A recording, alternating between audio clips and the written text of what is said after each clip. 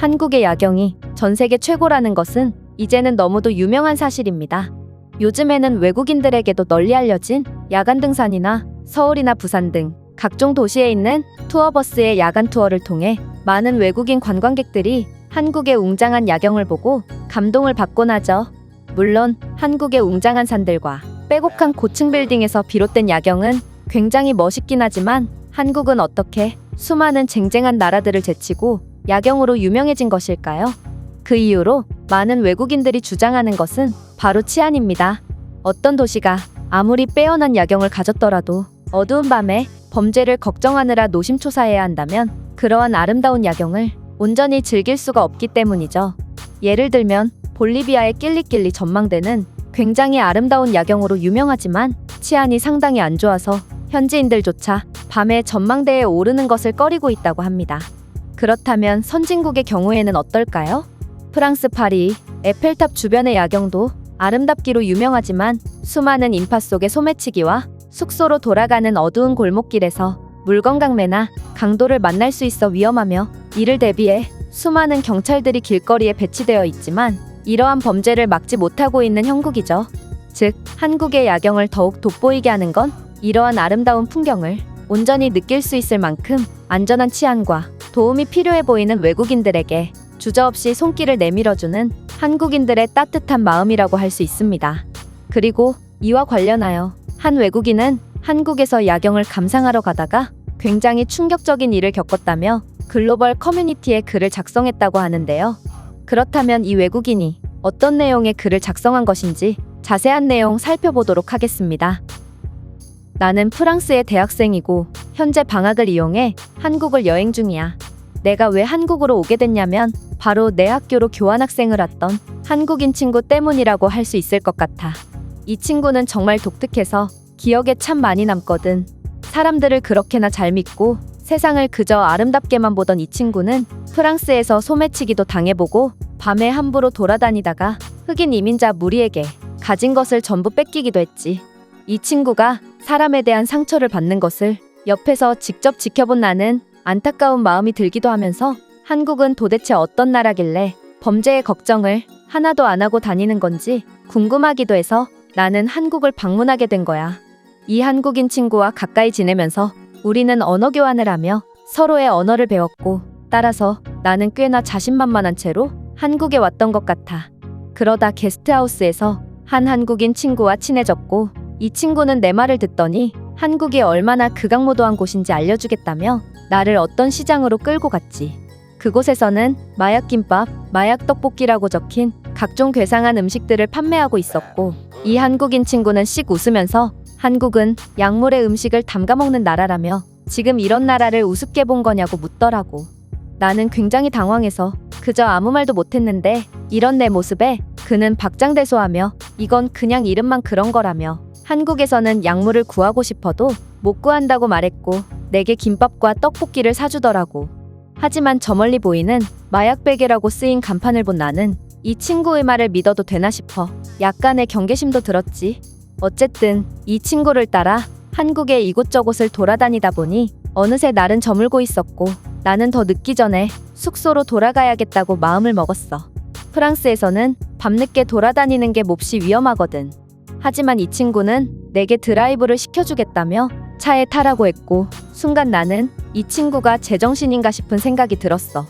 이 시간에 드라이브를 간다는 것은 가진 것 모두와 차량까지 털리고 팬티바람으로 나뒹굴게 되는 것을 감수한다는 뜻이기 때문이야. 따라서 나는 극구 반대했지만 그는 절대로 후회하지 않을 멋있는 것을 보여주겠다며 나를 반강제로 차에 태우더라. 나는 떨리는 몸을 애써 진정시키며 어디 가는지만 알려달라고 요구했고 그는 남산과 북악 스카이웨이, 팔각정을 갈 거라면서 절대로 오늘의 경험을 잊지 못할 거라고 장담했어. 이미 차에 탄 이상 나에겐 그를 믿는 선택지밖에 없었고 그렇게 한참 달리다 보니 멋진 풍경을 보여주겠다는 그의 말과는 반대로 가는 길은 음산한 산길과 군부대의 초소처럼 보이는 곳과 철창만이 보였어. 나는 한국은 아직 휴전국가로 언제 전쟁이 터져도 이상하지 않을 상태인 것을 떠올리게 되었고 손가락을 덜덜 떨며 북악 스카이웨이에 대해 검색했어. 충격적이게도 알고 보니 이 도로는 옛날에 북한의 무장공비가 침투했던 도로였고, 나는 이 친구가 전에 말한 오늘의 경험을 절대 잊지 못할 거라는 말에 숨겨진 의미를 깨닫게 되었다. 나는 이 친구가 북한 출신인지 강도인지는 모르겠지만 확실한 건 외국인인 나를 납치하려는 계획을 세우고 있다고 확신했는데, 그렇지 않고서야 한밤중에 이런 곳을 단둘이 가자고 할 리가 없었기 때문이야. 나는 달리는 차 안에서 뛰어내릴까 계속해서 고민했고, 그렇게 뛰어내리기로 결심했을 때 놀라운 광경을 보게 됐어.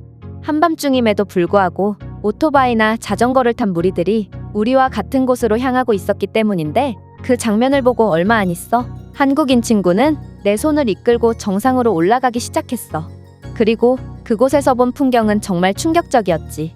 어떻게 도심 한가운데 이런 곳이 존재할 수 있는 건지 나는 마치 새라도 된 것 마냥 서울의 야경을 그대로 내려다볼 수 있었고, 가족과 연인들끼리 와서 좋은 시간을 보내고 있는 한국인들의 모습을 보고 이곳은 완전히 안전한 곳이라는 것을 느낄 수 있어서 더욱 서울의 풍경에 매료됐던 것 같아.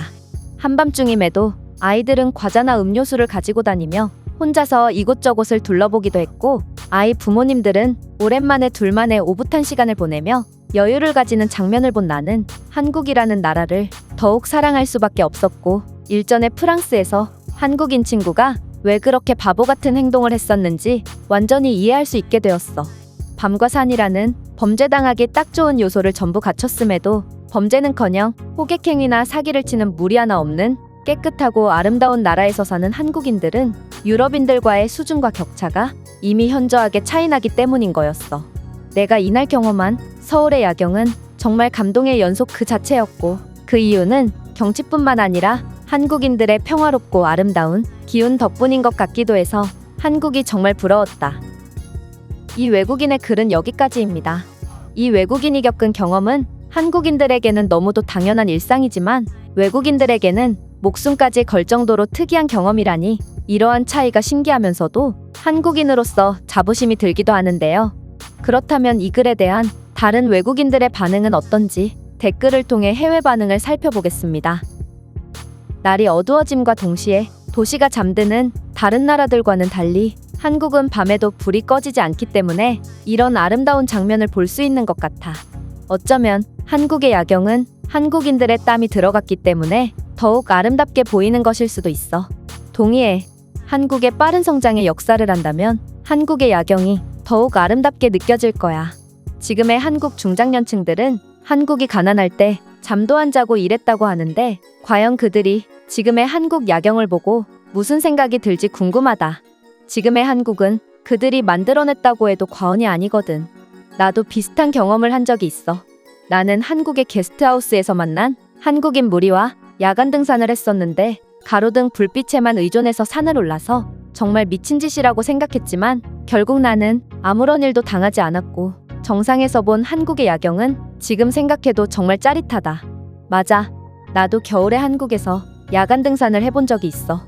나는 괴한에게 습격당하지는 않을까, 짐승의 공격을 받지는 않을까 무서워서 덜덜 떨며 갔는데, 한국인들은 내가 추워서 떠는 줄 알더라고. 한국에는 그 흔하다는 길거리 들개들도 없는데 산이라고 뭐가 있겠어? 있어봤자 귀여운 고양이뿐일 거야. 한국에서 서식하는 동물들은 다들 조그맣고 귀엽거든. 밤에도 걱정 없이 다닐 수 있고 범죄에 대한 걱정을 하지 않아도 된다는 것은 정말 큰 장점이자 아이들의 정서에도 굉장히 좋을 것 같아. 내게 아이가 생긴다면 꼭 한국에서 키우고 싶어. 멕시코인으로서 한국이 정말 부럽다. 멕시코에도 아름다운 야경을 볼 수 있는 장소들이 많지만 그런 곳들은 전부 위험해서 정작 낮에만 갈 수 있으며, 야경을 보고 내려오는 사람들을 노린 강도 범죄가 상당히 많아서 우리는 멋진 곳들을 가졌음에도 제대로 활용할 수가 없거든. 한국은 자전거 라이딩 취미를 가진 사람들에겐 정말 천국일 것 같다. 새벽에 강과 산을 라이딩할 수 있는 곳이 한국 말고 더 있을까? 놀라운 건 한국은 치안 말고도 인프라가 상당히 잘 되어 있다는 거야. 한국을 밝히는 수많은 가로등과 불빛들은 네가 안전한 라이딩을 즐기도록 최선을 다해 협조해 줄 것이다. 내 나라는 치안이 좋지도 않고 가로등은 고장난 지 1년이 다 되어 가도록 수리할 생각조차 안 한다. 모든 것을 가진 한국에서 사는 것은 어떤 기분일까? 이런 걸 보면 한국은 기본이 제대로 된 나라라는 생각이 든다. 고장난 가로등을 고치는 데는 그다지 많은 비용이 들지 않지만 문제는 게으른 공무원들과 수동적인 시민들이 이런 불편을 보고도 방관한다는 거야. 제가 준비해온 내용은 여기까지입니다.